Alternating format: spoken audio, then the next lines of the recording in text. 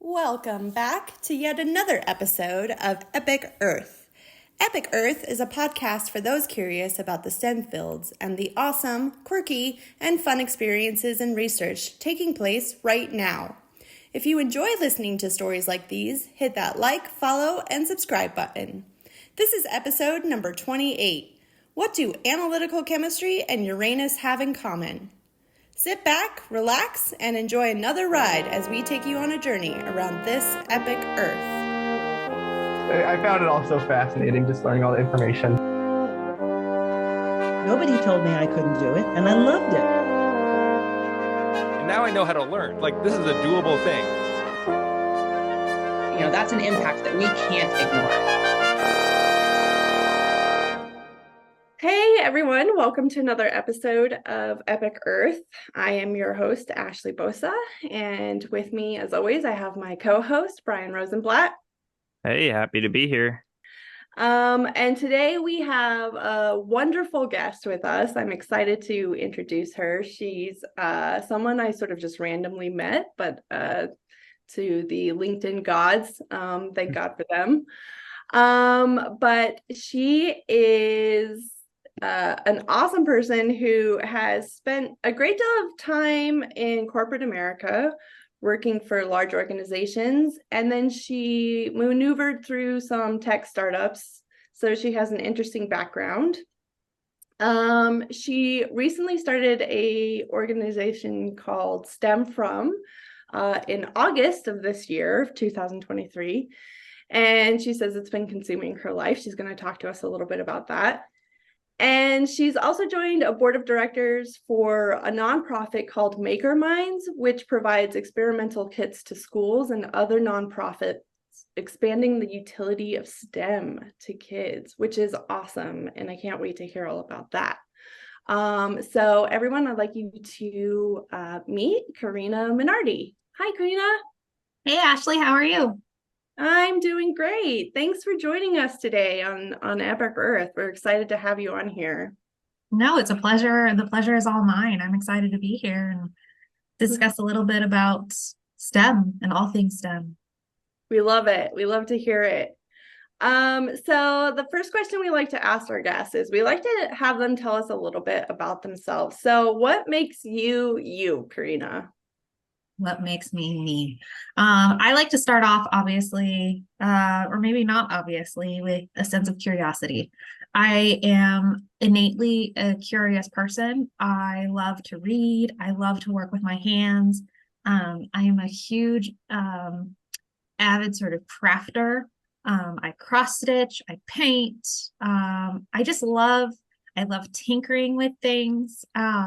Which I think is essentially why I lent myself to a chemistry background, because I love all things of understanding how things work, and understanding and creating new stuff. I think there's something sort of magical about that. So I like to always start off with sort of innate curiosity.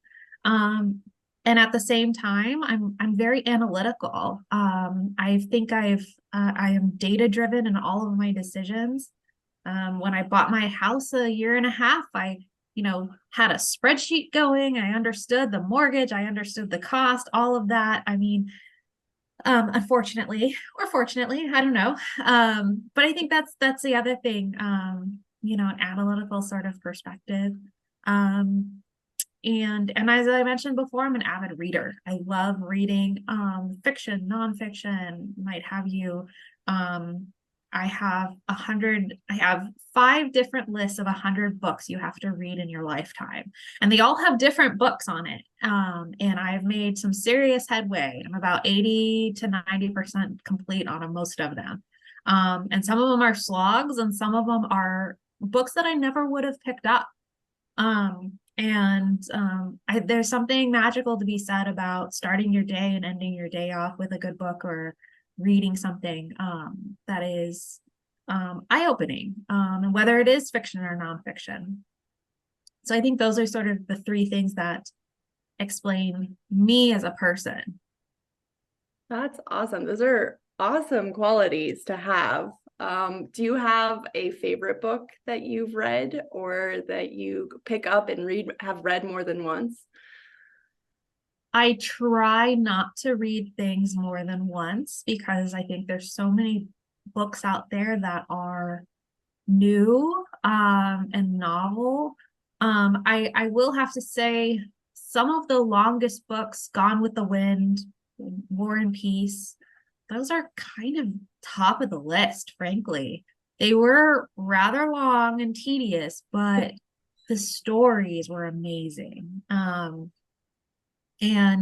I think so those are probably the two that have resonated the most in my life. And I tend to, I don't know, I read a lot of different things too. And so that's what also keeps it sort of exciting. That's awesome. That's so great to hear. I'm envious of you because I love to read and I feel like I haven't been able to read in like the last 4 years. I've tried. I'm working on a book that I've been reading for like a year and it's a short book. It's not even a long book and the chapters are relatively short. It's just like the energy and the time through a graduate program to pick up a book, then get excited about it when you've been reading like lit review and stuff all day long. So what about you, There's Brown? something to be said though about, reading fiction in between science, because you're always reading for analytical capabilities and trying to process what the scientists are actually doing. And then to be able to take a break from that and just read just to be kind of exported to a new land or a new adventure, or live vicariously through someone else. I think there's something to be said about escapism, which was when I was in grad school, that was a huge proponent for me to really just stay sort of grounded in myself. Yeah, that's a good point. I guess I lean more towards nonfiction just because I'm more interested in the nonfiction realm, but there are a few fiction books that I really, really like. But I also tend to pick like the heaviest like topics. So I think I need to break that mold a little bit and maybe delve into some fiction books, which are a little bit lighter and lighthearted. What about you, Brian? Do you have a favorite book? Oh, a favorite book. It's hard to have a favorite book, I guess. I really like Old Man and the Sea, Old Man and the Sea. And I also like, what is it? Like Looking for Alaska. Was that Hank Green, I think? Yeah. John Green, you're right. That's John Green. Yeah. I like Hemingway a lot though. Back when I used to read a lot more, I read like a good amount of Hemingway's books. But yeah, it's kind of the same thing. I really enjoy reading, but I just never find the time to do it anymore. Except if I'm on a plane or something, I always bring a book for some situation like that. So I guess my reading depends on how much I'm traveling in the day or not. So yeah, you need to take a trip to like China or something. Have like a 15-hour flight. So just fly there and fly back too. Yeah. Don't even stay. Just go back. That's awesome, Carina. We love to hear it. And if you have any recommendations, send them our way. We'd love to start our own list of 100 EpicEarth books to read. So you talked a little bit about chemistry in your background. So what made you interested in your field of study and how did you get into that field or study? It's a pretty random way. It was never I was never intending to go into chemistry. My father is a medical doctor, and so I always figured that I would probably follow in his footsteps. I loved biology. I loved understanding cells, how the body works, all of that sort of macro level pieces. And so chemistry, and I never really had a strong high school chemistry background either. And so going into undergrad, it was sort of, okay, I have to take these 2 chemistry courses, Gen Chem and Orgo, and there you go, and I'm done. And I was at a research symposium my freshman year, probably the first month or so. And I was really wanted to kind of broaden my horizons and get into a biology lab, frankly, to get into research and see, what else I could do. And I had some time on my hands. So I went and I looked at different research labs, and at the end of the symposium, I was trying to sign up for different labs, and I saw my general chemistry lab instructor just sitting at a table all by herself. And she was a couple years older than me, still young, obviously, but a professor. And I said, hey, how's it going? And essentially it took off from there. And she said, I need help. Would you be willing to help? And I said, sure, I'll learn something new. And honestly, from there, she gave me a summer internship after the first year, and then I worked in her lab every summer after that. She moved labs across the country to James Madison University from Southern California. I moved with her, and I moved her entire lab there and spent the summer setting it up. And it was honestly that interaction that really introduced me to the world of chemistry, and knowing that, or I guess uncovering that it's not just beakers and not just mixing stuff and making something out of nothing, but that there's instrumentation involved, there's theory involved. And that was really, as I said before, I love tinkering. I love fixing stuff. I love understanding how things work. And so opening my eyes to instrumentation and the ability to do electrical engineering and understanding how a machine works in order to do ionization was really fascinating to me. And so that's really how I got introduced to chemistry. And after I worked in her lab a couple of years, I think it was something like 2 or 3 more classes in order to get a chem degree. So I just tacked on the chem degree and took the classes, and there you have it. I was a dual major. And then after that, I graduated in the midst of the recession. And so, thinking about what kind of career opportunities there were for me, it was essentially an unpaid internship or a below minimum wage graduate school that they paid for. And so the decision was pretty easy. So I packed some suitcases and moved across the country to DC, and then I did my PhD. And it was all really, my undergraduate research was primarily focused on application-based chemistry, and then my PhD was focused primarily on theoretical. So I could really understand how the instruments work, what is the theory behind ionization, so on and so forth. So I had a good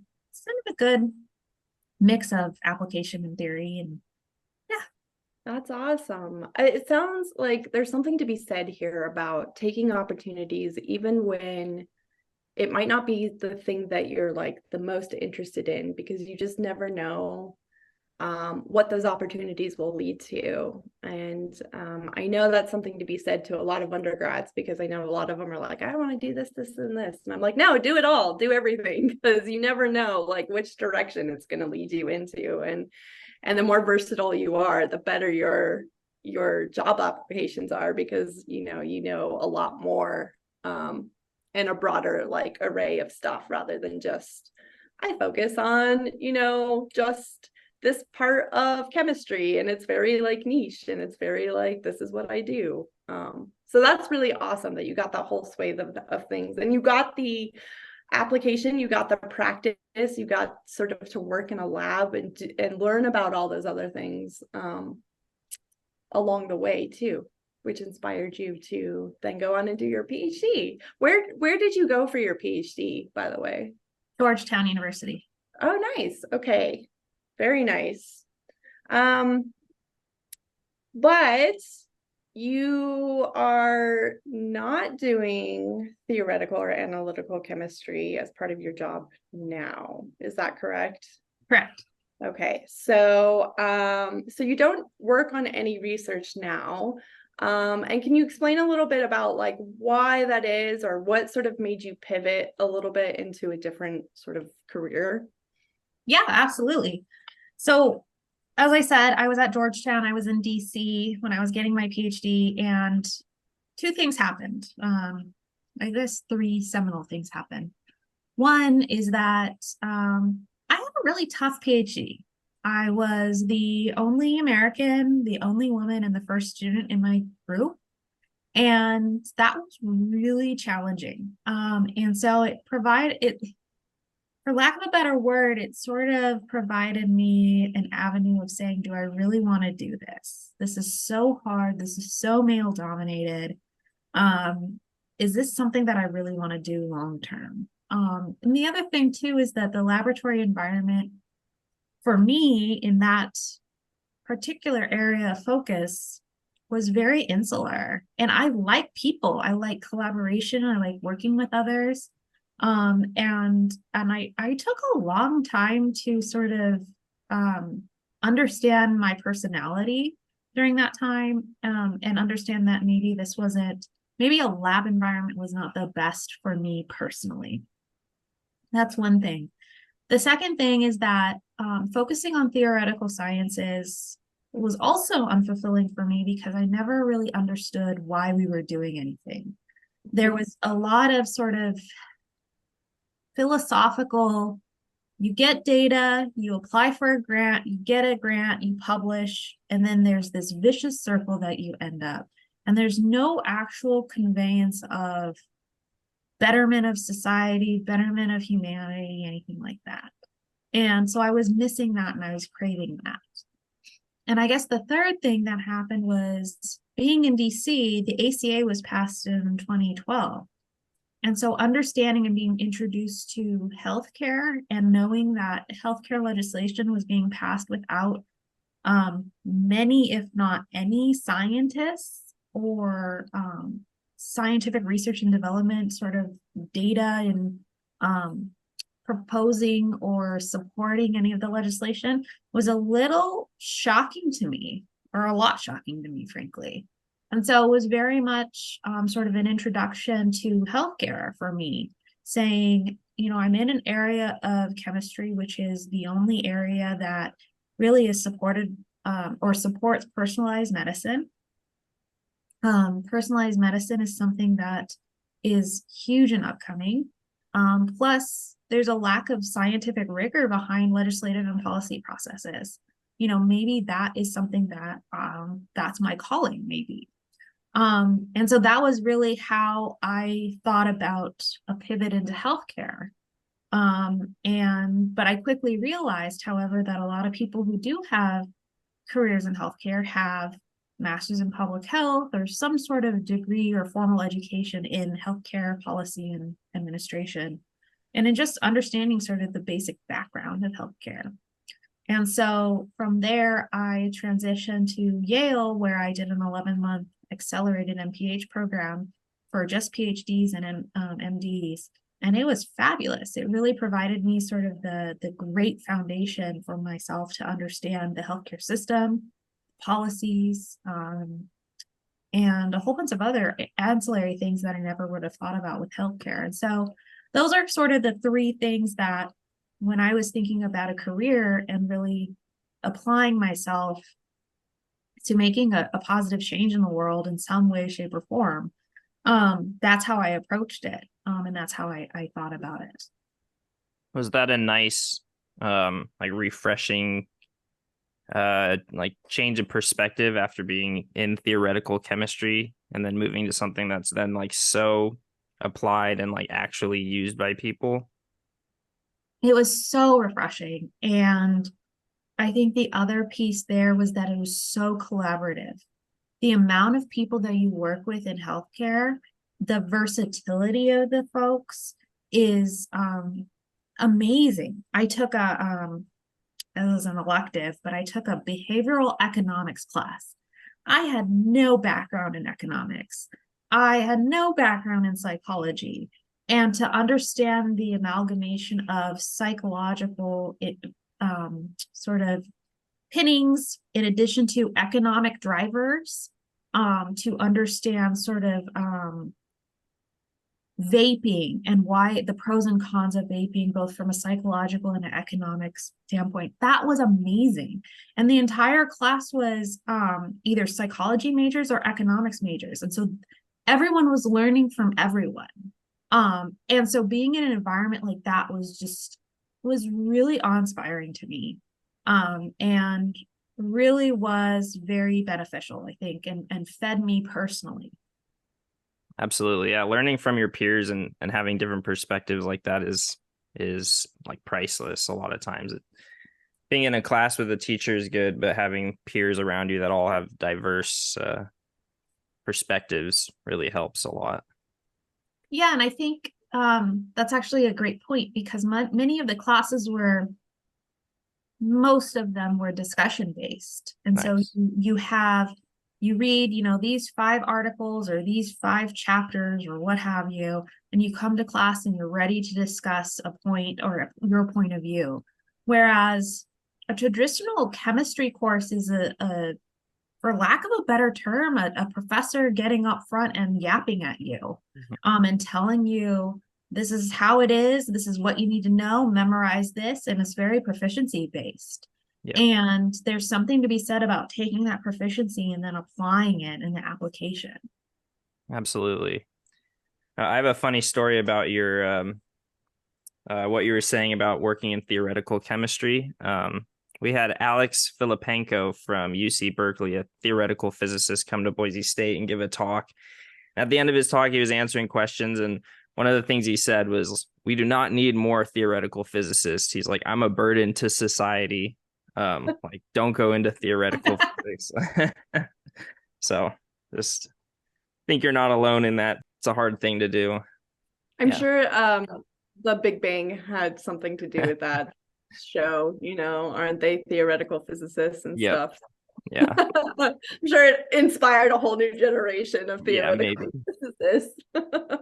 Selfish plug though, Maya and Bialik, I used to watch Blossom, and I have a signed autograph of her headshot back in the day of Blossom, and then she ended up with a PhD in neuroscience. And so it's funny, I still have that hanging in my office to this day, because it kind of gives me a remembrance of back in the day to that point. There you go.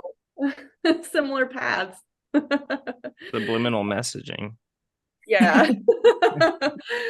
That's awesome, Carina. Well, we're always happy to hear that, and it sounds like you could take, your experience within chemistry and then apply that in a field which you felt was much more beneficial and much more aligned with your values and what you wanted to get and to really benefit humankind, which I think is admirable and very inspiring. And I love the fact that,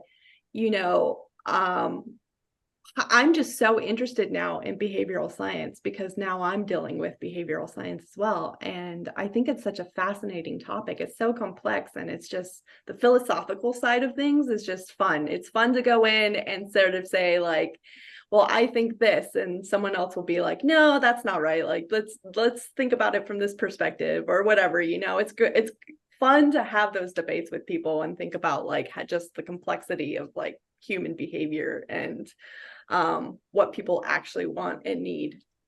So good for you. Thanks. So now we're going to jump a little bit from that, and I'm going to ask you a little bit about your organization Stem From, which sounds like a super awesome organization. So what drove you to sort of develop and create this Stem From organization, and what is the mission of Stem From? Yeah, no, and thanks for asking. So there were 2 things that sort of informed my decision to kickstart this endeavor. One was, I think we just talked about my backstory, in the fact that you can have a background in hard sciences or in a traditional STEM field, but be able to pivot and utilize the same skills and training that have been developed over years and years and years of education, and then translate them into other industries. I think that's tantamount, and we need more people who think like a scientist in different industries. Selfishly, that's my stance. The other piece is that as I mentioned before, I did not have an easy go in my PhD, and I did not know going into undergrad, going into graduate school, what alternatives and careers are there? Should I be a professor? Should I be a lab instructor? Should I be an R&D? Those were sort of the three things that were offered to me when I was considering a career in chemistry. And that is so false. And that is so winnowed down to what your areas of opportunity are with a STEM degree. So the mission of STEM From is to drive more and more kids into the STEM pipeline, to understand that you don't have to wear a lab coat and do research and development. You don't have to be a professor if you're in STEM. You can do a vast array of different things. The other piece to the mission is that STEM or education should not be proficiency based. It should be the skills and training to think like a scientist. And I think changing that educational mission is critical to understanding and to really promoting STEM careers, majors, and just proclivities, frankly. And so those were sort of the two main driving factors when I thought about an organization and how to think about impacting humankind, and thinking also about how do we think differently as a society around STEM education. So that's essentially the mission. The organization is pretty small. It's myself. I just had the pleasure of hiring on 3 interns. And so they're really helping me sort of build this beast of an organization. And I think it's great too, because it gives me a little bit of an opportunity to mentor them, to understand sort of where they want their careers to go and how can I best influence them too. And then thinking about how to talk through, and really my focus now is twofold. One is, how do I help mentor students in getting them into the right directionality for a career, and thinking about alternatives to some of those traditional career paths that many are, I think, mulling over. And then the other piece is awareness, STEM awareness, a huge. And Ashley, I appreciate you being a guest on the podcast. So I started a podcast as sort of the first foray of that awareness campaign of saying, where does your journey stem from? Is in which I interview a wide array of STEM majors, graduate students, and understanding their path, both past, present, and then ideally future. Many of them have just such a unique path to understanding how they approach grad school, how they got into it, how they made the decision to even go to graduate school. And then also, how did they understand this sort of area of study? When I was in high school, I had no idea what a mass spectrometer is. I didn't know that there was organic, inorganic, physical chemistry, analytical chemistry, all of those offshoots, if you will, of traditional chemistry. And I think that there is a huge awareness that needs to happen with younger and younger kids, to say that it's not just a traditional, mix 2 chemicals together and then see if it blows up or not. No, that's not chemistry. I mean, that is to some extent, but it's not. And so that is essentially my mission and my path. And I'm really excited. I get to meet so many cool people like yourself, who have such amazing skills and backgrounds. And so for me, it's selfishly, it's a great personal fulfillment, because I do get to interact with a vast array of people that I would have never interacted with.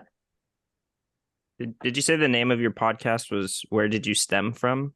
Where does your journey stem from? I like it. Cool. She's got a really cool logo too. Maybe we'll put a link to your podcast or your website for you on our website, so that our listeners can link up to it and hear from both podcasts. Yeah. Thank you. I absolutely love this, Karina. I love this idea. This is like sort of the motivation behind EpicEarth too. It was to invite, STEM researchers, students from all various sort of grade levels, essentially, and get their perspective on how they got into STEM, what sort of their journeys look like too. And what we find most often is it's all circuitous. Nobody, apart from, maybe a select few people who as a kid saw a TV show and thought that's exactly what I'm going to do when I grow up. A lot of us took some very roundabout ways of getting into some of our fields. I think Brian even has an interesting story where he was in physics and didn't know about geophysics and then sort of had this opportunity. Brian, maybe you can talk a little bit about it. But yeah, I mean, it's really interesting to see that, once you start listening to people talk about their journeys into STEM, that most of us were like, that's not where we began. We began somewhere else and somehow like just discovered that STEM was the way to go. So I love that. Your statement that STEM should not be about proficiency, it should be more about changing the way you think like a scientist or training yourself. That really hits home for me because I'm, as like an instructor right now, I have a bunch of non-STEM majors in my physics labs that are like, why am I here? What am I doing? And I try to encourage them like, yeah, you're learning a lot about physics, but ultimately you're like training yourself to think analytically, think like a scientist. Like that's the skill that you need to take out of this class, not actually a lot of these underlying physics concepts that you'll probably never use. I understand where they're coming from and their questioning about being in these courses, but yeah, I think that, like you said, that kind of a mindset is really powerful for everything. So yeah, it's applicable to any industry. My second job after graduate school was to oversee communications and branding for a medical group. No background in communications, marketing, branding, public relations. I didn't know anything. Yeah. But when you approach problems in a way that is very methodical and it's data driven and results driven, you can approach anything and any topic in that way. And there's something to be said about having that sort of skill and background. And people actually do appreciate it too, because it's unemotional, it's not subjective. It is what the data says, and it's just a very calming way of approaching problem solving. And so even the non-STEM folks are like, oh, that makes sense to me. Okay, I appreciate that answer, and I appreciate that that's why we're doing what we're doing. And you can take the grayest of fields and apply that sort of knowledge. It does. The flip side, however, is scientists usually do think in zeros or ones or black and white. And so when you do have something that is highly ethical or opinionated or subjective, it is a little bit more complicated, but you still can use the same sort of theoretical base. Yeah, no, that's a really good point. Absolutely.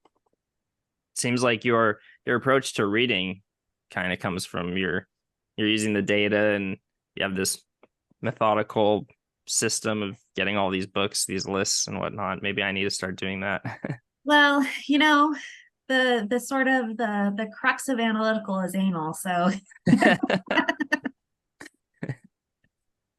That's okay. We love it anyways. Yeah, I also really love that, you're driving a shift in attitudes towards STEM as well. I think there's a stigma sometimes with STEM that is very in that narrow band. You have to be a scientist to think like a scientist. And it's one of those things. I think, we go into our outreach efforts and we ask kids, grade school kids, we're like, who here is a scientist? And maybe one or two kids out of the, group will raise their hands. And then you say, well, how many of you have ever been curious about anything? How many of you have ever asked a question about anything in your life? And, you'll get a lot more hands raised, and like, how many of you have ever gone outside and asked a question about nature? And then everyone's raising their hands. And then you say, how many of you have ever tried to find the answer to a question? And everyone will raise their hands. We're like, well, you're all scientists. That's exactly what scientists do, is that they just ask questions and try to find the answers to those questions. So you're all scientists. And so it gets them sort of shifting that attitude towards, oh, okay, I don't have to wear that white coat. I can be a scientist in any sort of realm. I don't have to be like, in a lab or tinkering with some instrument out in the field. I could just go out in nature and ask a question, and that's what makes me a scientist. And so I love this sort of shift in our perspective of what it means to be in a STEM field. And also I love the idea that, it's not just academic. You can go in so many different directions with it. You can work at a museum, you can start your own like consulting company, you can go into a different field that uses a lot of the skills that you learn through your schooling. And so thank you for being such a huge drive in that, because I honestly think like academia is great. And if you want to teach, that's a fabulous thing. I don't want to teach. It's not for me, but, I admire the people who do it and can do it well, like Brian. And I just think like, there are other avenues for people, and we should be exploring all of those avenues in the STEM fields. So I appreciate that. And I think that that's also where, so the second part of the podcast that I'm just starting to unveil now is to interview those career professionals who have a STEM background, but are doing some variety of different things. I have, a chief technology officer episode coming up. He doesn't even have an undergraduate degree, and he's now slightly older than me and a CTO at a startup. I mean, just amazing things. And he's doing it. And he runs product engineering, data science. Alternatively, one of my past colleagues, former colleagues, was a medical doctor trained, and he ended up shifting his entire career into tech, managing real world evidence. And he is amazing. And the other piece there is, how did these folks pivot? How did they maneuver? What were those skills that they leveraged in order to, not just land the interview, but be productive and be successful in a career as they pivoted? I know what I used, and I spoke a little bit about it already, but that's not for everyone per se. I think there is something to be said about scientists and being trained like a scientist, but also understanding from others how they pivoted and how they leveraged their skill sets appropriately to do that pivot. Because as you said, you don't have to be a professor, and you don't have to even be in a science STEM industry, because you can pretty much use the skill set anywhere. And so there is a great deal of versatility. You think that do you think that everyone has the ability to think like a scientist? I think everyone has the ability to think like a scientist. I don't think everyone likes to think like a scientist. Some people are very, I actually gave a talk earlier this morning about introduction to healthcare careers, and some folks just want a 9-to-5. They want stability. They want to know what they're doing every day, and that it's not going to change, and it's very stable, and they have structure. And that's not really what a scientist is. A scientist does not have a great deal of structure about curiosity and thinking and testing theories. And so the ability is there, but the actual desire to think like that is perhaps not. Really good point. Yeah. Didn't realize, I never really thought about that too much, but yeah, it's hard to have structure and be thinking in that kind of mindset where you're doing different things all the time and adjusting. Yeah. That's true. I feel like Yeah, pretty much every scientist I know is all over the place. Just thought that was a grad school thing. I know, but actually when you think about it, we Yeah. all are like just trying to, we're doing what we can as we go along and pivoting a lot actually. Cool. Well, thanks for sharing all of that. We're excited to sort of share that with our listeners and to sort of get your name out there because we think it's a fabulous sort of organization and group. And we're looking forward to hearing more about what the organization does in the future. So I'm going to move on and I'm going to ask you a few serious questions. So my first question is, I'm going to choose a celestial body. And for your sake, I'll choose Uranus because it just makes sense. And I was going to ask you to solve a scientific problem, but do you think you could solve a healthcare problem? Like if there were some sort of aliens living on Uranus, what sort of healthcare problem would you solve for Uranus? Which is pretty funny. So I probably shouldn't say colorectal cancer or something like that, right? Hey, you're all good. Right up there. Let's just go for that. Why not? Problem they'd have on Uranus. So nice. Okay, so how would I solve it? Is that the question now? Okay. So how I would solve it is to think, well, I don't even know where hopefully they do have a colon and then a rectum. I mean, that would be first. I think first is establishing that anatomically. Yeah. I mean, we're just going back to the Good. All good. And then I think the other question is so there's the anatomic sort of thing. And then it's what would be the test? So right now there's, a couple of tests that you can do. You can either scope an individual or you can do a fit test, that fecal immunoglobulin test thing. I have no idea. I just know it's fit test. So you could do that. I don't know. And then understanding, what are the actual pieces to understanding if there is cancer presence, right? Based off of the metabolites. And then also then understanding then how you would treat it and would you treat it and how you would treat it, do they react the same to radiation as we do, as humans do? Or is there, if it is on Uranus, I don't know if they're actually exposed to more radiation than we are. They might be. I don't know. I'm an analytical chemist. I'm not a solar physicist person. I don't even know, what are they called? Astronomers, astrologers, whatever. I should know this.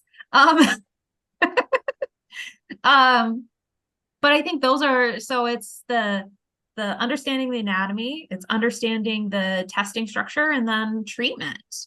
And I think the other thing is what is the societal norms around treatment too?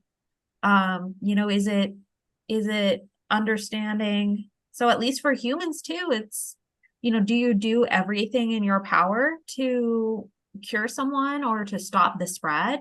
And that's commonly what is in the population is you do pretty much anything and everything up until clinical trials to understand if you can save a loved one. Is that still, when you talk about the psychology of disease and so the psychology of understanding treatment courses, is that the same? I don't know. That's kind of a philosophical question, I guess you would have to ask yourself. So those are sort of the three things that I would approach the problem with, and hopefully remediate it with.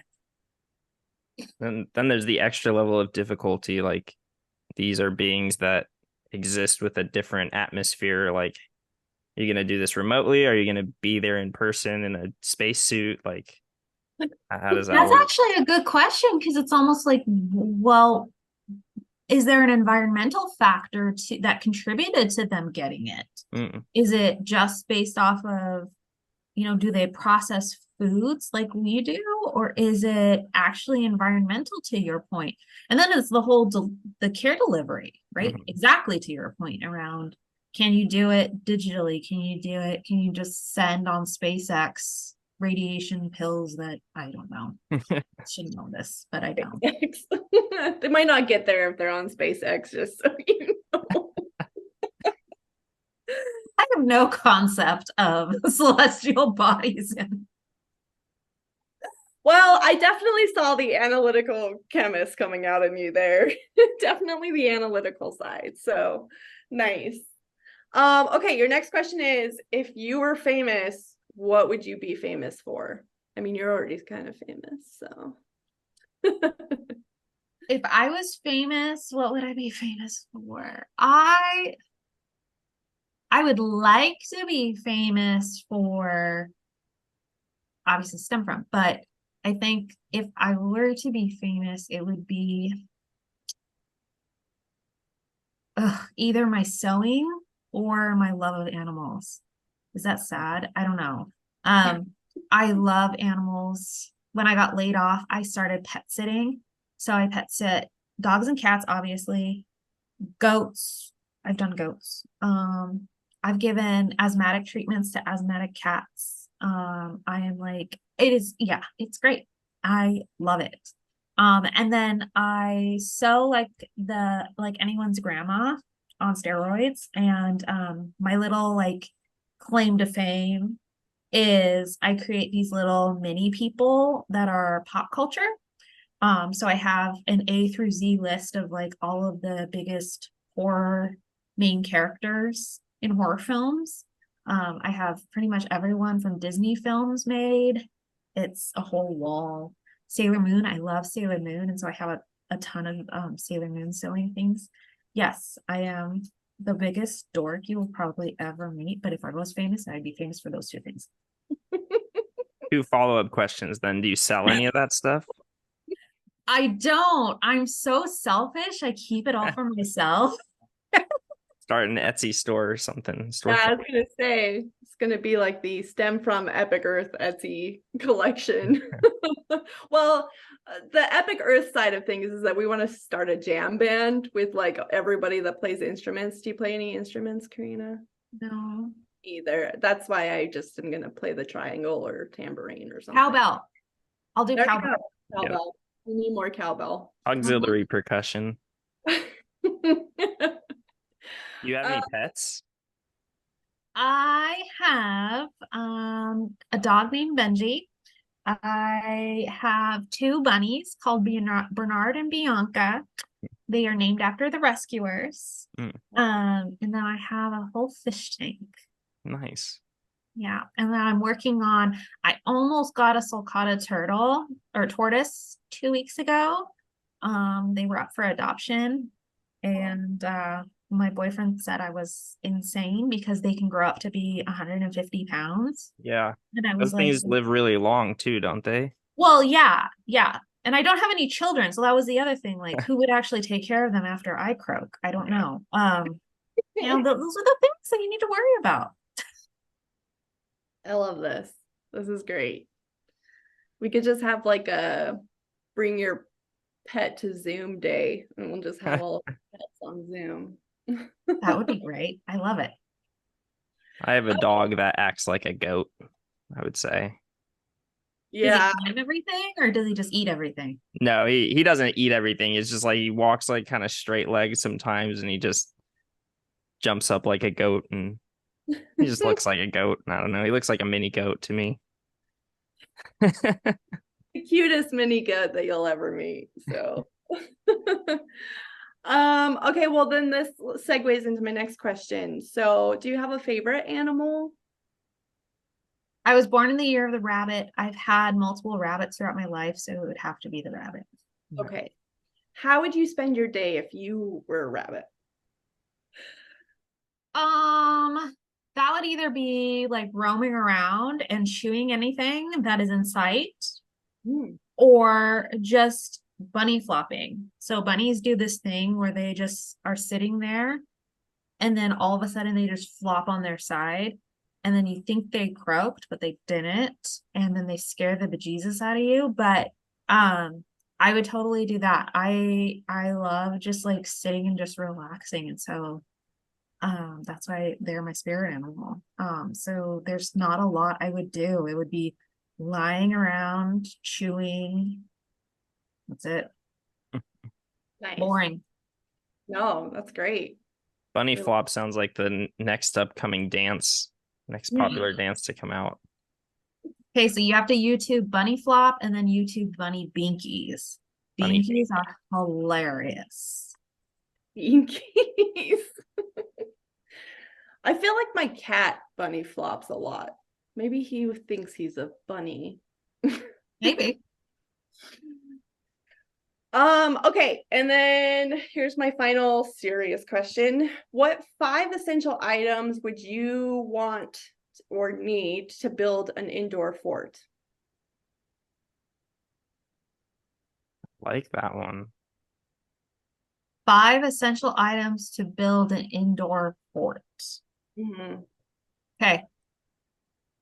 Boxes, tape, scissors,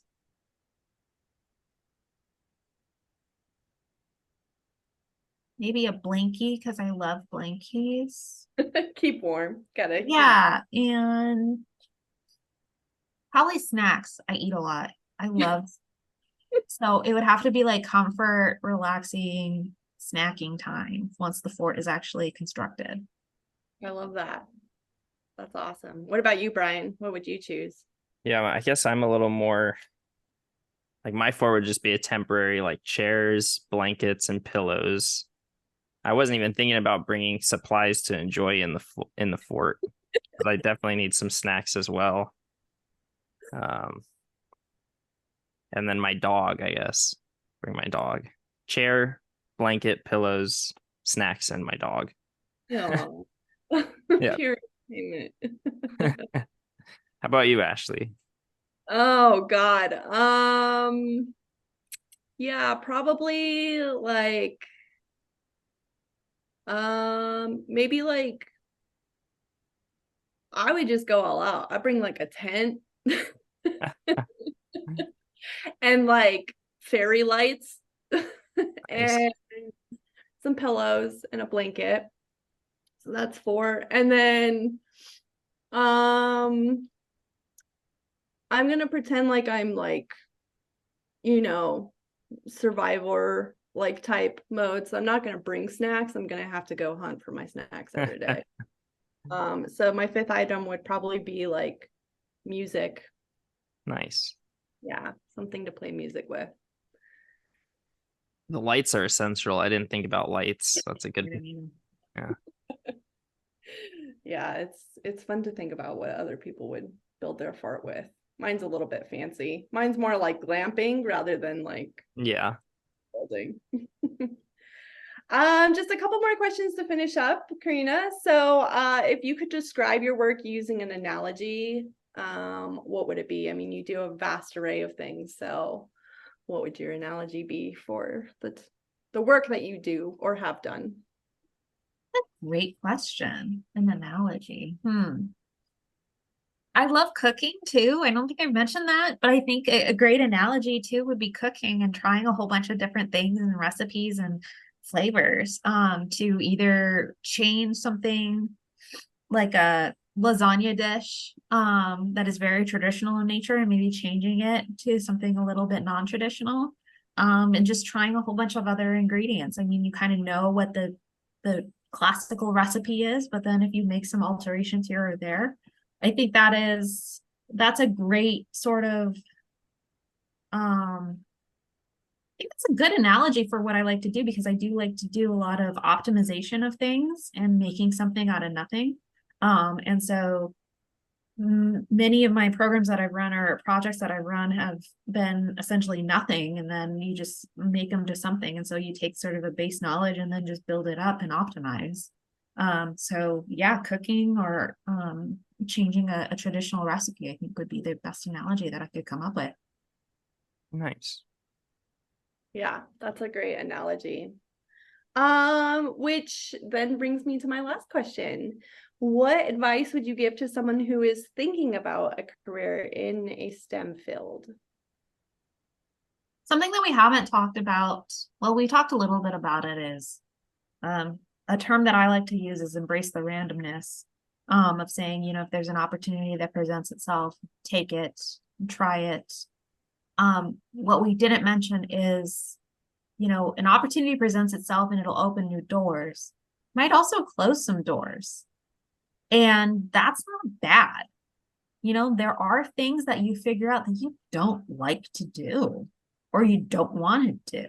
And I'm honestly using my PhD as the best sort of reference of saying working in a lab for 5 years straight made me really assess that I did not want to do it. And there is power in that.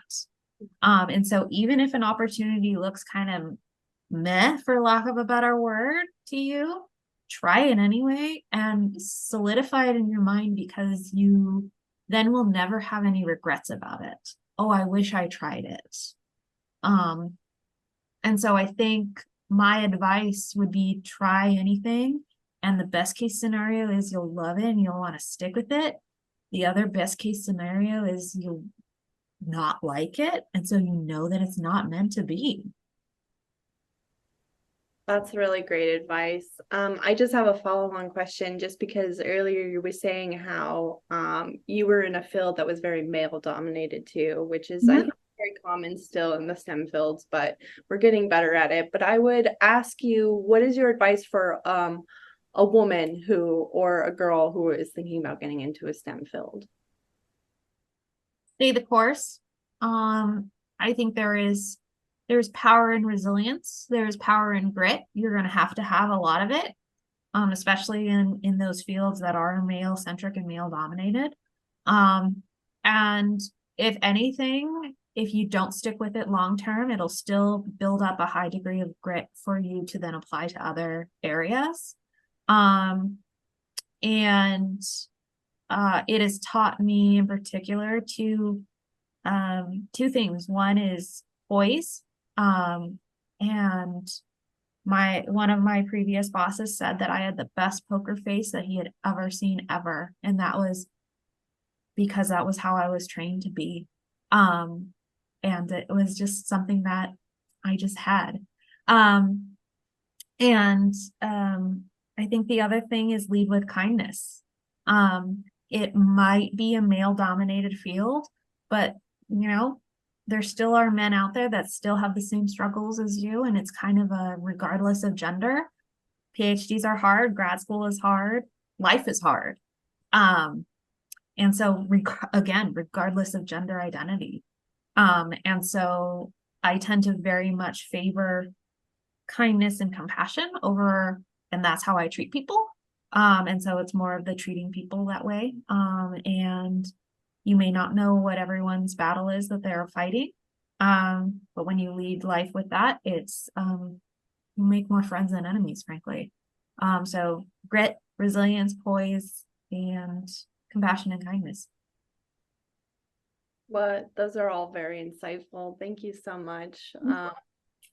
Carina, this has been such a fun interview. Thank you so much for coming on and being part of our journey today. We want to just give a big shout out to her STEM From organization. We'll add a link for it so that our listeners can enjoy her podcast and her organization as it grows. And yeah, just thank you again. Yeah, not a problem. This has been super fun. I never would have thought that I would have had to think about colorectal cancer and aliens on Uranus. But, you know.